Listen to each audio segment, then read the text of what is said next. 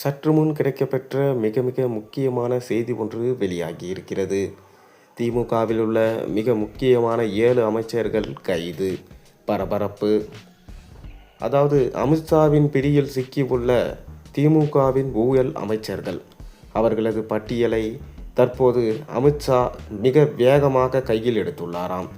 தொடர்ந்து எடப்பாடி பழனிசாமியோ ஊழல் சம்பந்தமான அமைச்சர்களின் பட்டியலை RN ரவியிடம் கொடுத்து அதை அமித்ஷாவிடம் கொடுக்க சொல்லியது தமிழக அரசியலில் பரபரப்பை ஏற்படுத்தியது. தொடர்ந்து திமுகவில் உள்ள KN நேரு, KSSR ராமச்சந்திரன், துரைமுருகன், பெரியசாமி, செந்தில் பாலாஜி மற்றும் உதயநிதி ஸ்டாலின் போன்ற மிக முக்கியமான அமைச்சர்கள் ஊழலில் சிக்கியுள்ளார்கள்.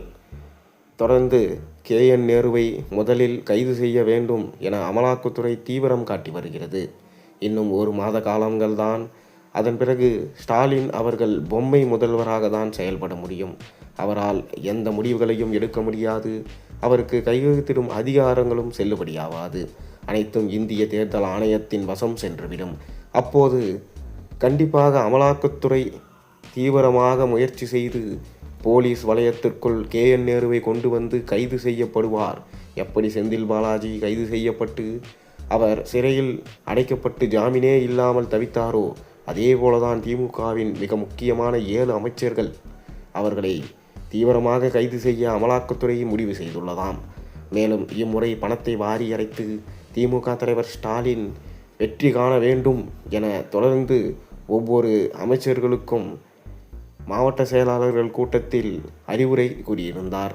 ஆனால் இதெல்லாம் தற்போது செல்லுபடியாகாது.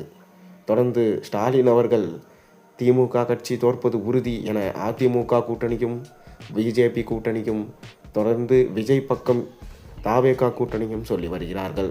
கடந்த முறை மாதிரி இல்லாமல் இம்முறை கூட்டணி கட்சிகளுக்கு அதிக இடங்கள் ஒதுக்கக்கூடாது என கரார் காட்டி வருகிறாராம் ஸ்டாலின்.